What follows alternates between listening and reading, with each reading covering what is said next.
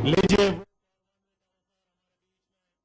गया है प्रदेश के यशस्वी मुख्यमंत्री परम आदरणीय डॉक्टर मोहन यादव जी हमारे बीच पहुंच रहे हैं। मैं चाहूंगा एक बार जोरदार तालियां आपके लिए बजाएं, अपने स्थान पर खड़े होकर उनका स्वागत करें। प्रदेश के ऐसे यशस्वी मुख्यमंत्री जिनके मार्गदर्शन में हम नित्य नए सोपान चढ़ रहे हैं। बहुत बहुत अभिनंदन, बहुत बहुत स्वागत आदरणीय मुख्यमंत्री महोदय डॉक्टर मोहन यादव जी। मैं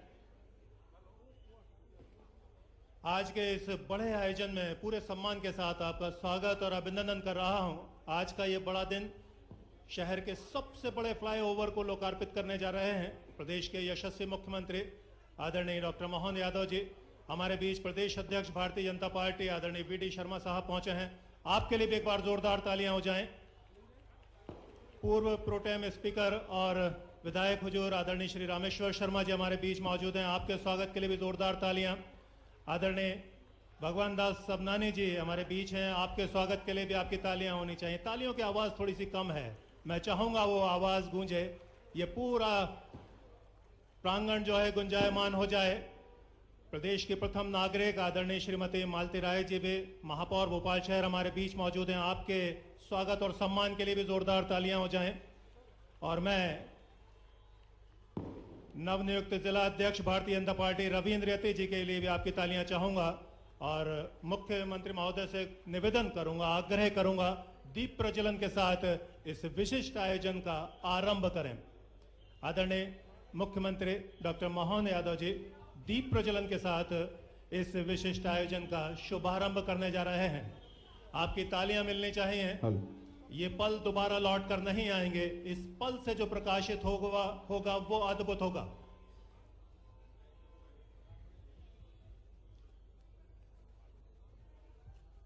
हरि ओम स्वस्ति न इंद्रो वृद्धस्रवाः स्वस्ति नः पूषा विश्ववेदाः स्वस्ति नस्तारिक्षो अरिष्टनेमिः। एक ऐसा अवसर जब हम शहर के सबसे बड़े फ्लाईओवर को लोकार्पित होते देखने जा रहे हैं। प्रदेश के यशस्वी मुख्यमंत्री आदरणीय डॉक्टर मोहन यादव जी के कर कमलों द्वारा आपके साथ लोक निर्माण मंत्री मध्य प्रदेश शासन आदरणीय श्री राकेश सिंह जी। और अब हम लोकार्पण अवसर की तरफ बढ़ रहे हैं। आदरणीय मुख्यमंत्री महोदय के द्वारा रिमोट के माध्यम से इस अद्भुत अवसर को जीवंत किया जाएगा, लोकार्पित किया जाएगा। ये विशिष्ट फ्लाईओवर रिमोट आदरणीय मुख्यमंत्री महोदय के हाथ में है, उनके कर कमलों से तालियां बजाइए जोरदार तरीके से। शहर का सबसे बड़ा फ्लाईओवर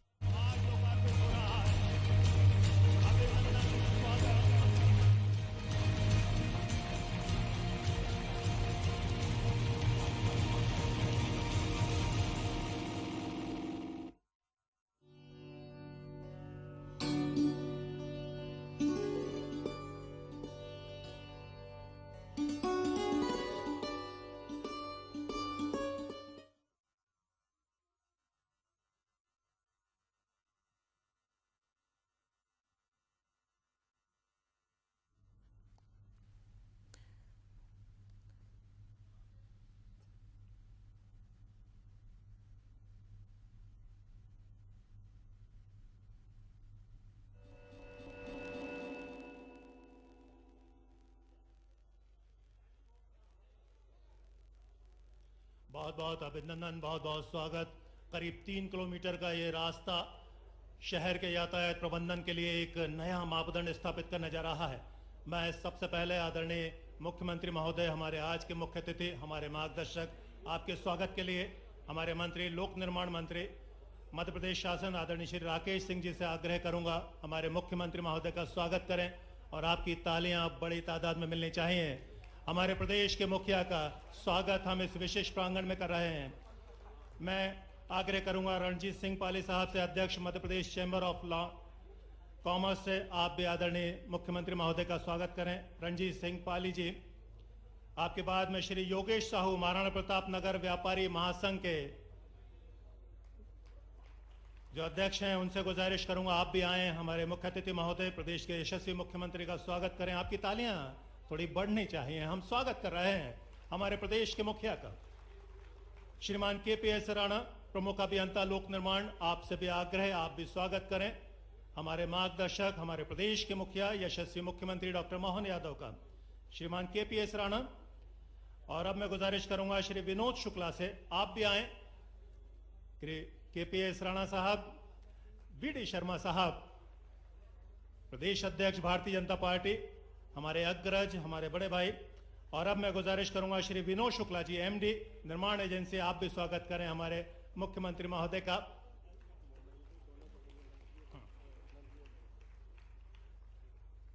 एक यादगार स्मृति चिन्ह देना चाहते हैं श्रीमान योगेश साहू और श्री रणजीत सिंह पाले जी।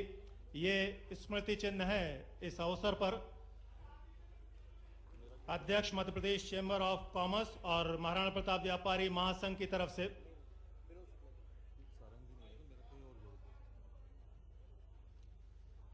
बहुत बहुत स्वागत, बहुत बहुत अभिनंदन। ये एक और स्मृति चिन्ह।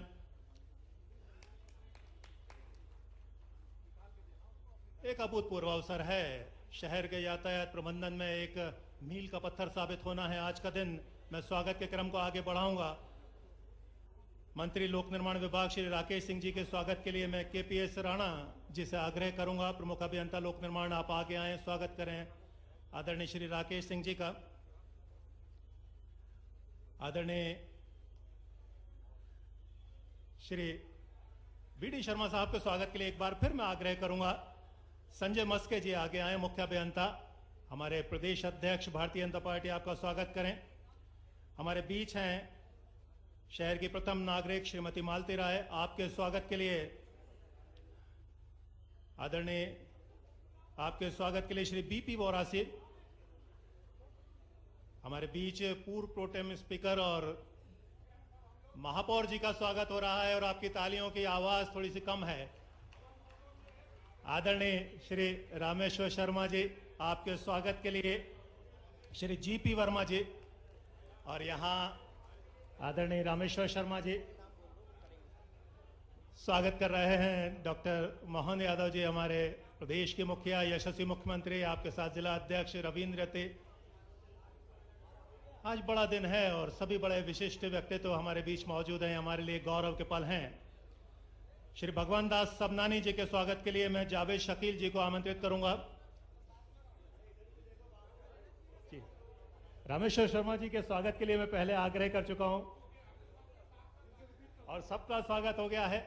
ये हमारे लिए अभूतपूर्व पल हैं और सबसे अच्छी बात, आदरणीय मुख्यमंत्री महोदय खुद हमें निर्देशित किया करते हैं, दिल बड़ा हो जाता है कि हम उस काबिल हैं। रामेश्वर शर्मा जी एक प्रखर वक्ता और अपने समय में जब वो अपनी बात कहते हैं तो वो पल अद्भुत रहा करते हैं। भगवान दास सबनानी साहब, आपके स्वागत के लिए श्री आनंद सिंह रघुवंशी,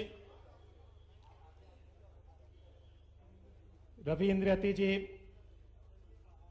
आपका भी अभिनंदन, स्वागत। एक बहुत अभूतपूर्व पल है ये मंच बहुत शोभायमान है। एक बार मैं आपसे कहूंगा, आखिरी पंक्ति पर बैठा हुआ आखिरी व्यक्ति एक बार दिल से तालियां बजाए इस अभूतपूर्व अवसर के लिए, हमारे शोभायमान मंच के लिए, जहां खुद प्रदेश के मुखिया मौजूद हैं, हमारे सभी बड़े दिग्गजों के साथ में।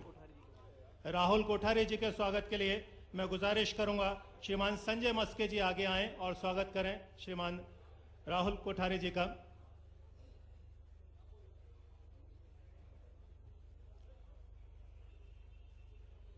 बहुत बहुत स्वागत, बहुत बहुत अभिनंदन।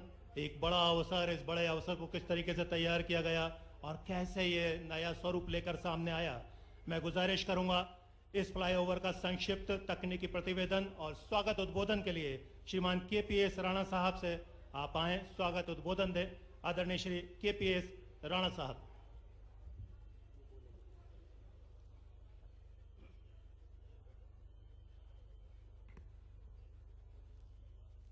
आज के कार्यक्रम के मुख्य अतिथि महोदय एवं विकास के प्रेरणा स्रोत माननीय मुख्यमंत्री डॉक्टर मोहन यादव जी एवं लोक निर्माण से लोक कल्याण हेतु कृत संकल्पित विभाग के माननीय मंत्री श्री राकेश सिंह जी, जो कि विभाग में निरंतर नवाचार कर रहे हैं, मंच पर उपस्थित माननीय मंत्री माननीय वीडी शर्मा जी अध्यक्ष बीजेपी मंच पर उपस्थित अन्य गणमान्य जनप्रतिनिधिगण एवं विधायक जी श्री भगवान दास सबनानी जी, माननीय श्रीमती मालती राय जी एवं उपस्थित सम्मानीय जनप्रतिनिधिगण, अधिकारीगण एवं आज के कार्यक्रम में पधारे हुए समस्त अतिथियों का लोक निर्माण विभाग की ओर से स्वागत एवं अभिनंदन करता हूं।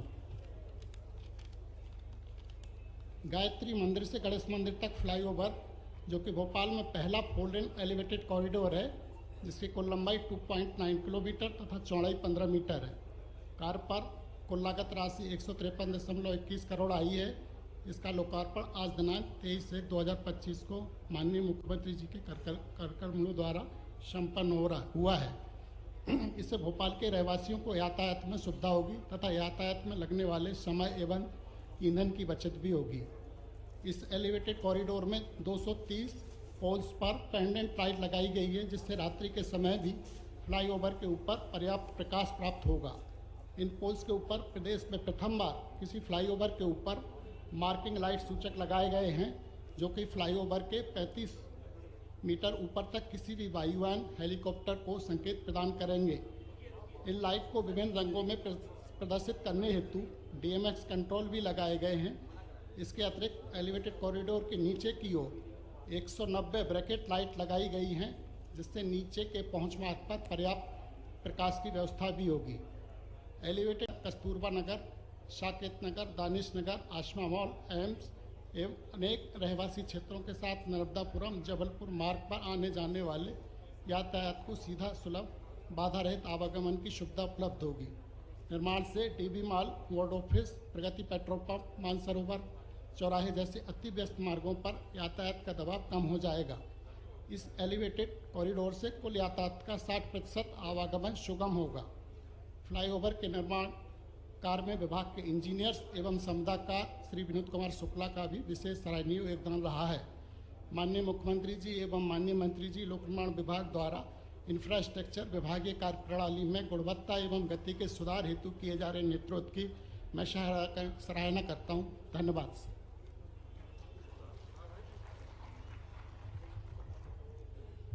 एक बात तो तय है कि ये फ्लाईओवर, ये ओवरब्रिज हम लोगों के जीवन में बड़ा बदलाव लाने वाला है। बदलाव और भी आएगा जब हमारे अतिथिगण हमें संबोधित करेंगे। मैं पूरे सम्मान के साथ आमंत्रित कर रहा हूं पूर्व प्रोटेम स्पीकर विधायक हुजूर आदरणीय श्री रामेश्वर शर्मा जी को हमें उद्बोधित करें, हमें बताएं आज का दिन क्यों महत्वपूर्ण है। आदरणीय श्री रामेश्वर शर्मा जी।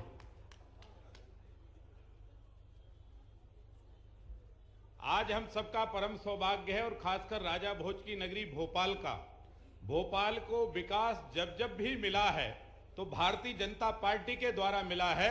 और आज डॉक्टर मोहन यादव जी ने भोपाल का वो मार्ग जो होशंगाबाद मां नर्मदा के तट से लेकर गायत्री मंदिर या यहां तक या पुराने भोपाल को जोड़ने वाला मार्ग था, जिस पर घंटों जाम लगा रहता था, आज उस जाम से मुक्ति दिलाने के लिए स्वयं मध्य प्रदेश के मुखिया, हम सबके लाडले नेता, जन जन के नेता, किसान, मजदूर, नौजवान और व्यापारियों के सहयोगी ऐसे मुख्यमंत्री हमारे बीच में उद्घाटन के अवसर पर आए हैं।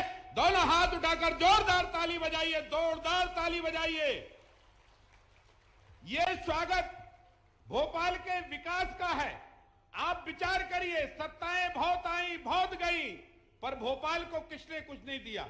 अगर राजा भोज जिस जमीन पर है, आज जहां खड़े हैं, जो राजा भोज का तालाब है, वो VIP रोड भी बना तो भोपाल भारतीय जनता पार्टी की सरकार ने बना। और आज गणेश मंदिर से गायत्री मंदिर तक का सबसे बड़ा भोपाल का 4 लेन फ्लाईओवर बना तो वो भी भारतीय जनता पार्टी की सरकार ने बनाया है। और इसलिए भारतीय जनता पार्टी की सरकार डॉक्टर मोहन यादव जी के नेतृत्व में निरंतर प्रगति कर रही है। इस अवसर पर हम सबके प्रदेश के अध्यक्ष आदरणीय BD शर्मा जी के लिए भी जोरदार ताली बजाकर उनका भी स्वागत करें। हम सबके लाडले मंत्री जिनके नेतृत्व में मध्य प्रदेश के विकास की अधोसंरचना का काम हो रहा है, ऐसे लोक निर्माण मंत्री आदरणीय राकेश सिंह जी के लिए भी जोरदार ताली बजाकर उनका भी स्वागत करें। हमारे लाडले विधायक महामंत्री भाई भगवान दास सबनानी जी का भी जोरदार तरीके से स्वागत करें। जोरदार यानी तुम जोरदार हाथ उठाओ पहले सब लोग। क्या मोबाइल लिए हो आप? समोसे लिए? अब जरा बधाइए मुख्यमंत्री जी की, जरा जोरदार बजाइए। हाँ, हमारी महापौर मालती राय जी के लिए भी जोरदार ताली बजाकर स्वागत करें, क्योंकि आज माननीय मुख्यमंत्री जी के भी बहुत कार्यक्रम हैं और मैं यहाँ वक्ता के रूप में तो नहीं हूं, पर मैं भोपाल की तरफ से माननीय मुख्यमंत्री जी का हृदय से धन्यवाद, आभार ज्ञापित करता हूं कि आपने एक ऐसी समस्या का समाधान अपने ढंग की राजधानी है। लेकिन ये बात तय है, जब बाकी कई सारे राज्य के राजधानी वाले लोग या नेता मिलते हैं, उनने कहा जितनी सुंदर भोपाल है इतनी कोई नहीं है। इस बात का आनंद हम सबको भी हो, देशवासियों को भी, और कई कई कारण से ये आनंद और बढ़ता जा रहा है। सह अस्तित्व की भावना, जियो और जीने दो की भावना हमारे भोपाल और मध्य प्रदेश वासियों के लिए। मैं बीते कल महाराष्ट्र की सांस्कृतिक राजधानी पुणे में था और पुणे में कई सारे लोगों ने कहा, बड़े पैमाने पर इन्वेस्टर समिट की जब यहां बात आ रही है तो कई सारे लोगों ने कहा है कि अब बदले दौर में जिस प्रकार का समय चल रहा है, वाकई में मध्य प्रदेश का समय आया है। ये समय की ही प्रतीक्षा थी। जोरदार अभिनंदन करें इस बात के लिए, जब मध्य प्रदेश बहुत तेज गति से आगे बढ़ने वाला और लगातार बढ़ रहा है। आज जब जैसे ब्रिज की बात करते हैं, ये ब्रिज वाकई में इतना बड़ा ब्रिज है और इतनी कठिनाइयों के बाद बना है। मुझे बताया गया है कि लगातार रात भर काम करना पड़ते, क्योंकि दिन में इतना समय, इतना ट्रैफिक चलता था, एजेंसी काम ही नहीं कर पा रही थी। लगातार इन सारे बीचों में से, अपने इतने व्यस्तम मार्केट में से कोई ब्रिज बने तो वाकई कितनी परेशानी होगी। फिर कोलार पाइपलाइन की शिफ्टिंग हो, मेट्रो प्रोजेक्ट के अपने अलग कष्ट थे, लगातार इंक्रोचमेंट हुआ, ट्रैफिक का संचालन करना। लेकिन सारी चुनौतियों के बाद जब जागे तब सवेरा।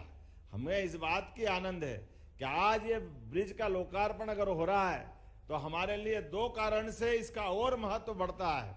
एक तरफ सुभाष चंद्र बोस, आज सुभाष जी की जयंती है, जो सुभाष सेतु से मिलेगा। जोरदार अभिनंदन करो, नेताजी सुभाष चंद्र बोस अमर रहे।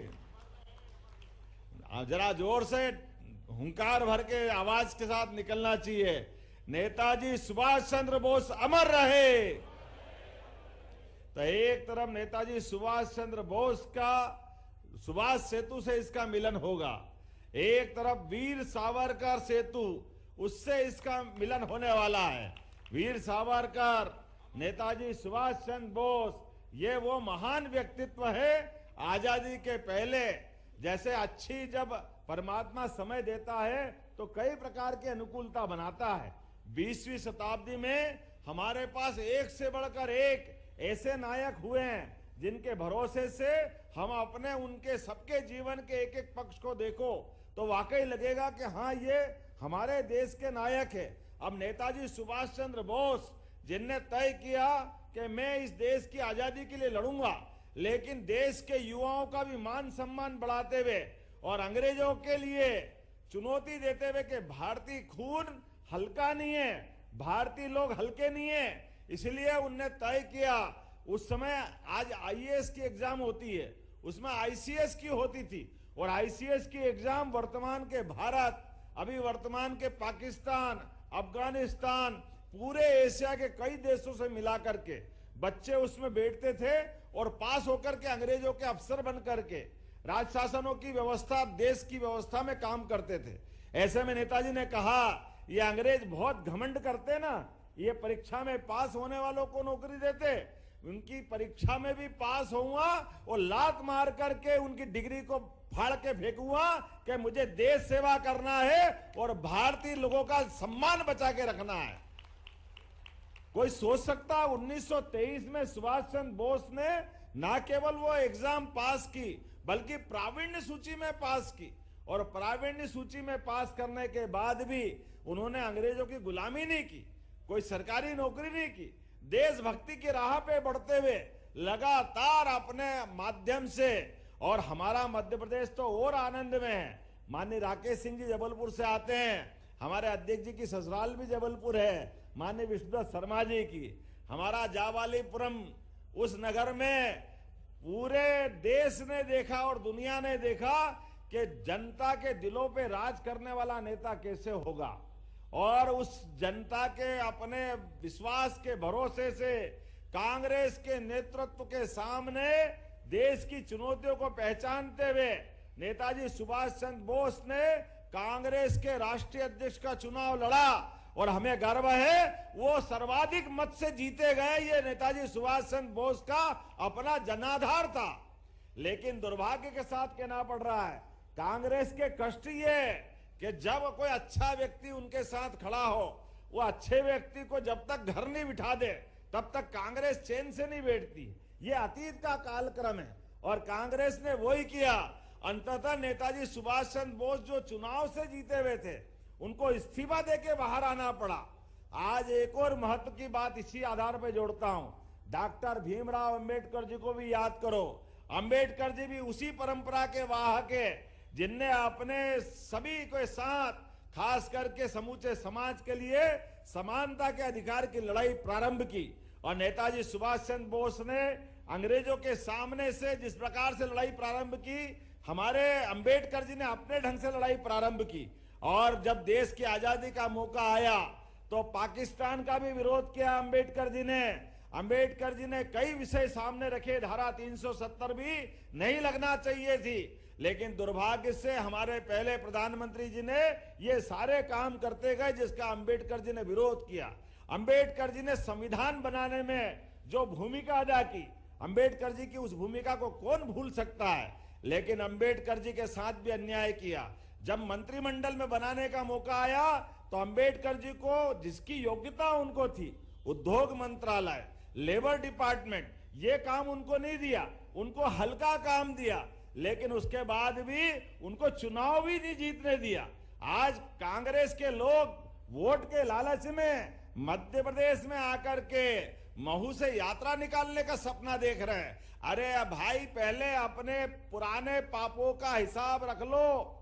आप अपने अंदर झांक के देखो, अंबेडकर जी के साथ जितना अन्याय कांग्रेस के लोगों ने किया। अंबेडकर जी लोकसभा चुनाव लड़ने गए तो अंबेडकर जी को चुनाव में हरवाया। उनकी पार्टी के 2 लोग लड़े के जीते थे, एक जगह उपचुनाव करवाया तो अंबेडकर जी फिर उपचुनाव लड़ने गए तो माननीय प्रधानमंत्री नेहरू जी वहां भी गए और वहां भी चुनाव हरवाया। अंबेडकर जी को जीते जी कोई पुरस्कार नहीं दिया, जो उनको हरा के चुनाव जीता उसको पद्म विभूषण दिया। ये कांग्रेस का काला कारनामा है। और आज ये बगुला भगत बनकर के सबके बीच में अंबेडकर जी का चेहरा लेके आ रहे हैं, शर्म आना चाहिए।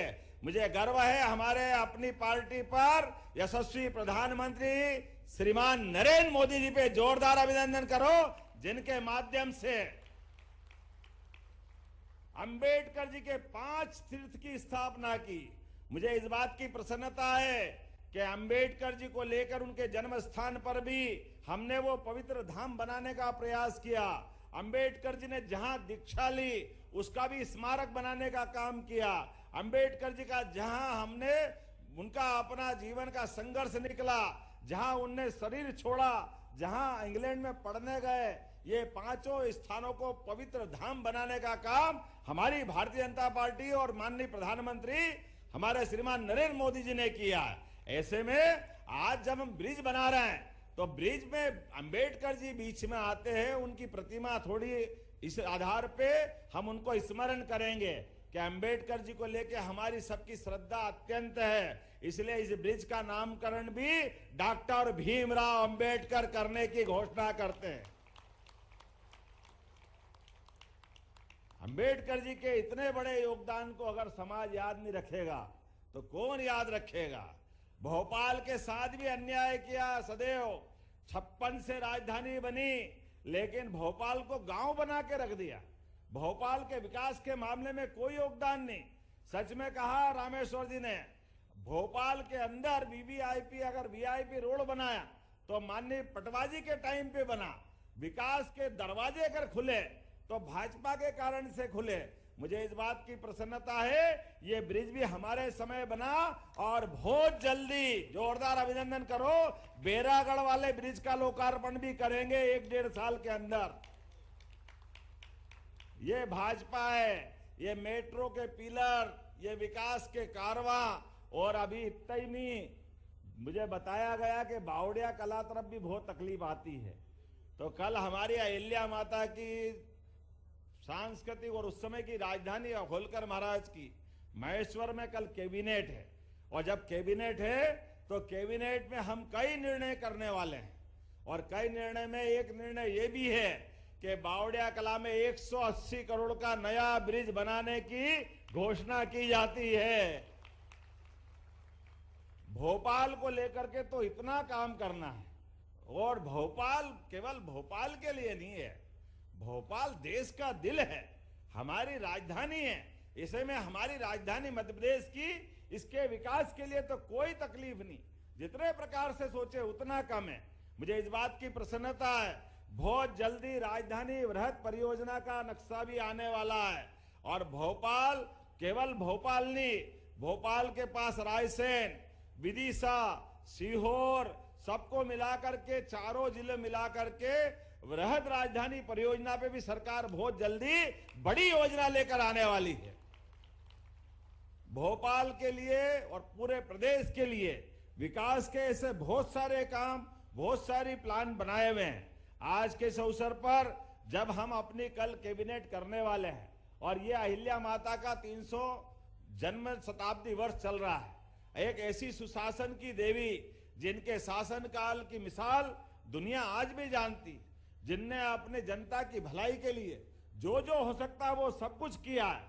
न केवल अपने राज्य को सुव्यवस्थित रखा, बल्कि सांस्कृतिक रूप से भी पूरे दुनिया में होलकर साम्राज्य ने जो काम किया वो अद्भुत है। बाबा विश्वनाथ का धाम, बनारस जब जाते हैं, काशी जाते हैं, तो जो मंदिर बनाया है बाबा विश्वनाथ का, वो अहिल्या माता ने बनाया है। बोलो विश्वनाथ महाराज की। और केवल विश्वनाथ नहीं, सोमनाथ, रामेश्वरम, द्वारका, मानसरोवर, हर देवस्थान पर, हर पवित्र नदी के किनारे घाट, भूखों के भोजन की व्यवस्था के लिए अन्न क्षेत्र, किसानों की अच्छी खेती के लिए निशुल्क कुएं, अपने उनके बगीचे, जो जो कर सकती, माहेश्वरी साड़ी, कितने प्रकार से अहिल्या माता ने काम किया। और बहादुरी में पहली बार महिला सेना बनाने का काम भी अहिल्या माता के द्वारा किया गया था। ये गौरव भी उनने हमको दिलाया है। मैं ऐसी एक नहीं कई सारी बातों को बता सकता हूं, लेकिन क्या रानी दुर्गावती, क्या झांसी की रानी, क्या अहिल्या माता, ये सारी मातृशक्ति ने जो भारत का गौरव बढ़ाया है। हमारी सरकारों को इनके किए कामों को समाज के सामने लाने की आवश्यकता है। इनके किए कामों का जनता के बीच जनजागरण करना आवश्यक है। इसलिए हमारा पूरा मंत्रिमंडल कल जाकर के अहिल्या माता के धाम, हम वहां कैबिनेट करने वाले हैं। और कैबिनेट नहीं करेंगे, और आगे बढ़ करके हमारे यहाँ यशस्वी प्रधानमंत्री ने कल ही कहा कि बेटी बचाओ बेटी पढ़ाओ का 10 साल की योजना। ऐसे में 4 वर्ग है विकास करने के, महिला, किसान, युवा, गरीब, इन चारों वर्ग की बेहतरी के लिए हम काम कर रहे हैं। तो ऐसे में महिला शक्ति के लिए हमारी पूरी पॉलिसी बनकर के कल ही कैबिनेट में पारित होने वाली है। हमें इस बात का आनंद है। अहिल्या बहनों के नाम पे अगर ताली बजे तो दिल खोल के बजना चाहिए। बहनों की बेहतरी के लिए हमसे ज्यादा कौन काम कर रहा है। सावन में एक दिन आता है बहनों का रक्षाबंधन, जब पूर्णिमा होती है सावन की, लेकिन अपनी सरकार के माध्यम से लाडली बहना सहित सभी योजना की हर महीने रक्षाबंधन बनता है। ये भाजपा की सरकार है और ये हमारी भावना है। आज के इस अवसर पर बोलने के लिए बहुत सारी बातें हैं, लेकिन जिस प्रकार का समय चल रहा है, कितना सुंदर लगता है। गायत्री माता से गणेश जी तक कितना आपने ये भाव को व्यक्त किया है। और ये अगर दोनों मंत्र सिद्ध हो जाए, गायत्री मंत्र सिद्ध हो जाए और शुभंकर गणेश जी सिद्ध हो जाए, तो बचता क्या दुनिया में। हमने सारे नेताओं का जीवन चरित्र जो बताया है वो इसी में समाहित है। हमारे लिए परमात्मा की दया है। आज का ये निर्माण कार्य का लोकार्पण, डॉक्टर भीमराव अंबेडकर का लोकार्पण, उनकी संविधान के प्रति किए गए काम, उनकी देशभक्ति के सभी प्रकार के किए गए कामों के प्रति हमारी सच्ची श्रद्धांजलि भी होगी। मेरी अपनी ओर से आज पीडब्ल्यूडी डिपार्टमेंट को इस मामले में बधाई देना चाह रहा हूं। कितने प्रकार से काम कर रहा विभाग, जोरदार अभिनंदन करो माननीय राकेश सिंह जी और पूरी सरकार के हमारे यशस्वी मंत्री और अधिकारियों का। वो सारे विभाग धूमधाम से काम कर रहे हैं, निर्बाध गति से कर रहे हैं। लोगों को समझ में नहीं आ रहा है। कांग्रेस तो जब से हमारी सरकार बनी तब से कह रहे थे पैसे नहीं है, क्या होगा, इसका क्या होगा, लाडली बहना का क्या होगा। हमने कहा तुम रोते रहो, रोते रहो, रोते रहो और हमारे विकास के काम चलते रहे, चलते रहे, चलते रहेंगे। मेरी अपनी ओर से पुनः बधाई, बहुत बहुत धन्यवाद। भारत माता की जय। आदरणीय मुख्यमंत्री महोदय, आपके शब्द, आपकी ओजस्वी वाणी हमेशा हमारे प्रेरणा पुंज बना करते हैं। एक बार तालियां तो बजाइए, बताइए हम हमारे यशस्वी मुख्यमंत्री का स्वागत, अभिनंदन कैसे करते हैं। बहुत बहुत आभार, बहुत बहुत धन्यवाद आदरणीय मुख्यमंत्री महोदय का। और अब मैं आभार प्रदर्शन के लिए शहर की प्रथम नागरिक महापौर भोपाल श्रीमती मालती राय को आमंत्रित कर रहा हूं। आपके सम्मान में भी तालियां।